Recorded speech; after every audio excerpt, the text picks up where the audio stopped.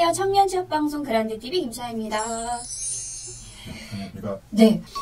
오늘 되게 좋은 거 갖고 오셨다라고 들었거든요. 네. 잘 들어보니까 인성검사 결과를 활용을 해서 자기소개서를 쓸 수 있다고. 네. 그러니까 인성검사에 관심을 갖는 이제 취준생 여러분들 굉장히 많은 걸로 알고 있는데요.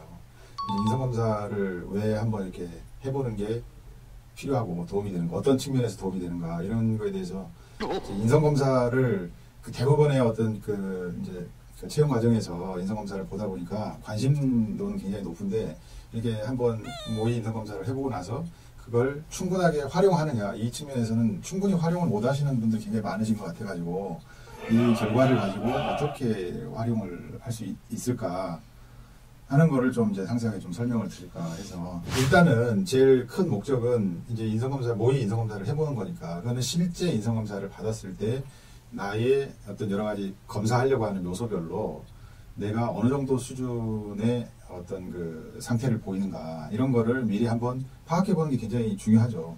그리고 그것이 혹시라도 이렇게 극단값 아주 높거나 아주 낮은 이런 양극단에 너무 이렇게 치우치게 어떤 그 결과값이 나온다 이러면은 조금 본인의 어떤 응답 패턴이라든가 이런 거를 좀 교정을 해볼 필요도 있는 거죠. 인성검사는 그 전에 어떤 그 촬영을 하면서도 늘 말씀을 드렸지만 이걸 가지고 높다고 해가지고 뭐 합격시키고 좀 뭐 중간이다 낮다 해가지고서 반드시 뭐 탈락을 시키고 이런 용도로 활용이 된다기보다는 이 사람의 전반적인 특성이 어디에 있구나 이런 거를 판단을 하고 그거에 기초해서 면접이나 이런 장면에서 질의응답을 하고 이럴 때 이제 활용하기 위해서 하는 거지 않습니까? 네네. 그래서 제일 중요한 거는 본인의 어떤 상대적인 위치값을 알아본다라고 하는 것이거든요. 그러니까 이제 인성검사 그 항목들을 보면 되게 빠지지 않는 것 중에 하나가 뭐라고 해야 되나 정직함, 솔직함 뭐 이런 거잖아요. 예. 그런데 나는 솔직하다 이건 별 의미가 없어요. 예. 몇 명 중에서 어느 정도 솔직한 그 지점에 내가 위치하고 있다. 이런 그 상대적인 위치값을 아는 게 중요한데 그러려면은 그냥 그 진단지만 있어가지고 되는 게 아니라 그 진단지를 통해 가지고 누적적으로 검사를 받은 굉장히 많은 사람들의 데이터 값이 비교할 수 있는 그걸 준거값이라고 하거든요. 근데 비교할 수 있는 데이터 값이 쌓여 있어야지만 그 의미가 있거든요. 그래서 이제 내가 솔직하다, 이게 솔직하다만 가지고는 별 의미가 없고, 솔직함이 80점이다. 이거는 큰 의미가 없다고 지난번에 말씀드렸잖아요. 평균이 85인데 내가 80점 솔직하다라고 아무리 주장을 한들 그런 큰 의미가 없으니까. 그래서 그런 준거값과의 비교를 통해 가지고 각 검사 요소별로 얼마나 내가 이게 안정적인 범주 안에 들어가는가 이런 것들을 사전에 파악을 해보고 또 그 결과가 어떤 극단에 치우칠 때는 본인이 어떤 응답 패턴을 보이는 걸 한번 반추해 보면서 좀 이렇게 교정을 할 필요도 있고 이런 이제 기회를 갖는다라고 하는 측면이 기본적으로 이제 인성검사를 해보는 가장 큰 장점이다라고 말씀을 드릴 수가 있고요. 참고로 저희가 하고 있는 이제 PK 인성검사의 경우에는 이제 여기 화면에서 보시는 것처럼 이 16가지 요소에 대해서 검사를 해요. 그거는 유연성이나 관행 타파, 뭐 배려지향, 미래지향성, 감정조절 뭐 이런 것들을 하는데 이 검사 요소는 이제 검사를 이제 설계할 때 어떤 요소를 우리가 측정을 하는 게 필요하다 이런 그 이제 설계 장면에서 이제 차이가 나겠죠. 근데 대부분의 경우에는 업무 수행 차원에서 어떤 인성들을 체크를 해야 된다. 조직 생활 차원에서는 어떤 것을 체크를 해야 된다. 그 다음에 이 사람이 어떤 성취를 하려고 하는 측면이나 도전하려고 하는 측면 이런 차원에서는 어떤 것을 검사를 해야 된다. 그 다음에 자기 관리라든지 자기 개인 효과성이라고 이렇게 얘기를 하는데 얼마나 그 각각 개개인이 갖고 있는 여러 가지 그 퍼스널리티가 이런 효과적인 업무 수행에 도움이 되는가 그런 측면의 어떤 그 측정을 해보고 검사를 해봐야 될 요소가 어떤 게 있는가 이런 것들을 고려를 해가지고 이 16가지는 이제 구성을 하게 되고 그 평균 점수라고 하는 것이 이제 아까 말씀드렸던 그런 준거값이거든요. 준거값은 이 PK 인성검사의 경우에는 벌써 뭐 이거를 활용해서 진단을 받은 사람만 수만 명이 되니까 이제 보통 한 뭐 10,000명 이상은 돼야지 준거값이라고 이렇게 얘기를 할 수가 있기 때문에 그런 어떤 전체적인 그 누적 데이터하고 자기의 값을 이렇게 비교를 해본다라고 하는 것이 가장 큰 이제 장점이다라고 말씀을 드릴 수가 있고요. 근데 이것만을 위해서 검사를 해본다라고 하면 좀 허전할 거 아닙니까? 사실은 모의로 인성검사를 해본다라고 하는 것은 꼭 이런 그 실전에 가가지고 인성검사 하는 것을 한번 테스트해본다라고 하는 측면이 물론 있죠. 근데 그게 가장 중요한 의미이긴 하지만 그거보다도 훨씬 더 중요한 이제 그 의미가 있는 것이 이걸 통해 가지고 파악한 본인의 이제 여기 다 나오지 않습니까? 예, 본인의 강점이 뭐고 약점이 뭐고 거기에 대한 해설도 쭉 나오고 이렇게 하니까 이런 것을 가지고 자기소개서를 이제 작성을 할 때 활용을 한다라고 하는 겁니다. 그러니까 이제 제가 말씀드리려고 하는 요지는 뭐냐면 누구나 다 그 행동 사례를 적어라 이렇게 얘기를 하는데 행동 사례라고 하는 게 아주 특별한 행동 경험을 갖고 있는 사람은 그렇게 흔치 않아요. 대부분 다 비슷비슷한 삶의 궤적을 이렇게 쭉 쫓아가면서 살아왔기 때문에 고만고만하죠. 다들 경험값이라고 하는 것도 고만고만하고. 그래서 이걸 평가하는 사람들도 그런 걸 알고 있어요. 아, 이 사람한테 무슨 뭐 도전의 그 행동 경험을 얘기를 해보세요. 뭐 저기 설득하고 뭐 갈등 조정을 했던 행동 경험 사례를 얘기를 해보세요. 그렇게 해가지고 나올 수 있는 행동 사례라고 하는 것이 엄청나게 특별한 뭐가 뭐 있는 사람도 있겠지만 대부분의 경우는 고만고만하다라고 하는 거는 그걸 듣고 있는 사람들도 다 알거든요. 그렇기 때문에 사실은 그걸 왜 이렇게 작성하는 걸 어려워할까? 이걸 한번 곰곰이 생각을 해보면 한 번도 그런 생각을 안 해봤고 일단 그런 각도에서 내가 살아왔던 저기 과거를 한번 이렇게 되돌아서 생각을 해보고 했던 그런 거에 익숙하지 않다라고 하는 것이 있고 뭔가 이렇게 트리거라고 하잖아요. 강화서 이렇게 딱 이렇게 당겨주는 뭔가 이렇게 계기를 만들어주는 그런 뭐가 있어야지만 그걸 이제 계기로 해서 이렇게 생각을 더듬어가지고 이렇게 이제 자기에 대해서 과거에 내가 그런 경험이 있었지 이렇게 떠올릴 수가 있는데 그게 뭐냐? 그게 이제 이 강약점을 파악을 하면 단순하게 당신은 이제 뭐 끈기가 있고 뭐 논리적이고 뭐 창의적인 사람이다. 이러면 창의적인 사람 너무 이렇게 좀 뜬금 잡는 얘기 같이 들릴 수가 있잖아요. 그래서 이런 이제 검사를 하면 보통은 이 검사가 자기소개서를 작성하는데 도움을 주려고 하는 그런 목적을 부차적으로 깔고서 이런 것을 개발했기 때문에 이 경우에는 창의적이다라고 하면 굉장히 이제 그거를 이제 표현해낼 수 있는 여러 가지 형용 문구를 이게 뿌려주는 거죠. 뭐 예를 들면 뭐 최근에 했었던 새로운 시도? 뭐 이런 뭐 그런 거죠. 그래서 창의적이다라고 하는 것을 풀어서 여러 가지 형용사로 이렇게 해주기 때문에 그걸 가지고 예를 들면 이런 거죠. 창의적이다라고 하는 것은 주변의 눈치를 잘 보지 않는 주변의 눈치를 봐서 막 이렇게 행동이 위축되고 그러지 않는다는 그 특성을 보인다는 거죠. 이렇게 또 늘 새로운 걸 추구하는 진부함을 거부하고 감정 같은 것을 속에 담아두지 않고 훌훌 털어버리는 그런 사람들이 좀 창의적인 스타일에 이제 어울리는 그런 적이거든요. 그래서 그런 형용 문구나 형용사를 통해 가지고 그런 특성을 갖다가 이렇게 쭉 해주기 때문에 그냥 창의적인 내가 행동했던 게 뭐겠지 이렇게 사고를 하면 굉장히 떠올리기가 어려운데 그게 아니라 주변의 눈치를 그렇게 보지 않고 나를 이렇게 당당하게 드러내고 어필하는 그런 성격이다라고 이렇게 해설을 해주면 그걸 가지고 뭔가 이제 과거 어떤 행동 사례를 이렇게 떠올리기 시작하면 훨씬 더 다가가기가 쉽다는 거죠.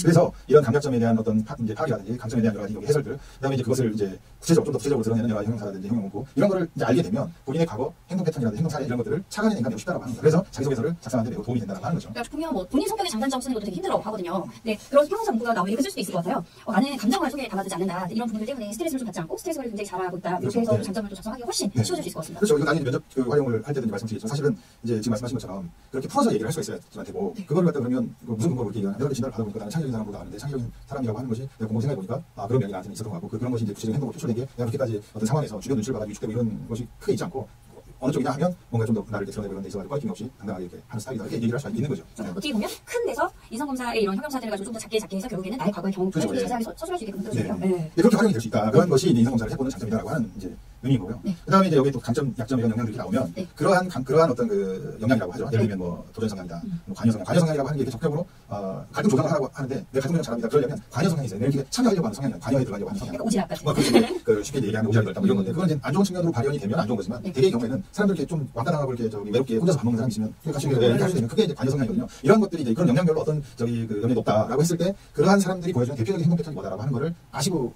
있으면 굉장히 도움이 돼요. 그게 뭐냐면 결국은 영양평가잖아요. 면접평가든 뭐 지금 채용과 관련돼서 하고 있는 이런 것이 영양평가의 그 토대 위에서 그 나레지 베이스, 그러니까 그 지식의 기초 베이스가 되는 게 영양 모델 영양평가인데 그런 대표적인 행동 패턴이 이 사람의 어떤 글이나 말이나 행동 이런 걸 통해 가지고 드러나는가를 이제 캐치해가지고 평가를 하게 되는 거예요. 그렇기 때문에 그런 그 어떤 영향이 높은 사람들이 보여주는 대표적인 행동 패턴 이런 것들이 여기 다 정리가 돼 있으니까 그런 거를 가지고 이게 좀 숙지를 해서 어떤 답변을 할다든지 뭐 자기소개 작성할 때 그런 차원의 이제 그 어떤 서술을 이렇게 하고 이렇게 하면 이게 좋은 평가를 받을 수 있다 이런 얘기인 거죠. 인성평가를 하면서 자기소개서나 면접에서 활용이 되지만 나한테 이런 강점과 약점이 있구나를 좀 더 명확하게 아는 데도 진짜 도움이 많이 됩니다. 그렇죠. 일단은 많은 경우에 이제 멍청해서 그런 게 아니라 대부분의 사람이 그런 경험이 없기 때문에 그런 그 습관이 안 돼 있는 거예요. 그러니까 나에 대해서 내가 나는 어떤 사람이 이런 생각을 365일 하는 사람은 없죠.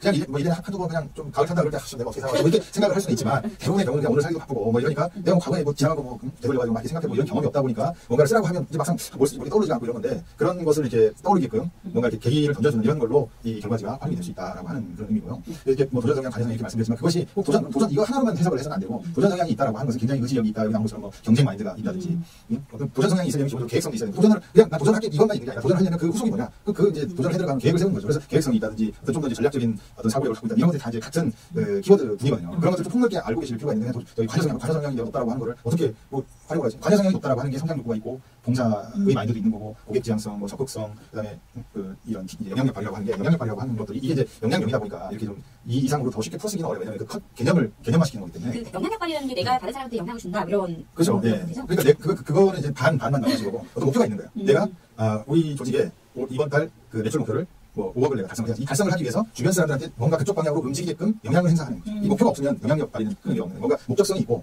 그 목적을 향해서 주변 사람들한테 그쪽 방향으로 움직이게끔 영향력을 발휘한다고 하는 거죠. 그러니까 어떻게 보면은 인성검사가 되게 크게 도전, 미래 뭐 이렇게 되어 있지만 그 안에서도 다양한 영향들이 있다. 그 영향들 중에서 내가 무엇이 강점이고 무엇이 약점인지를 정확하게 알아야지만 자기소개서를 쓸 수 있고 이게 또 자기소개서 기반이 되면 면접장 가서도 그렇죠. 이거 기반으로 이야기할 수 있잖아요. 사실 도전한 경험 이야기해보세요. 그러면 도전?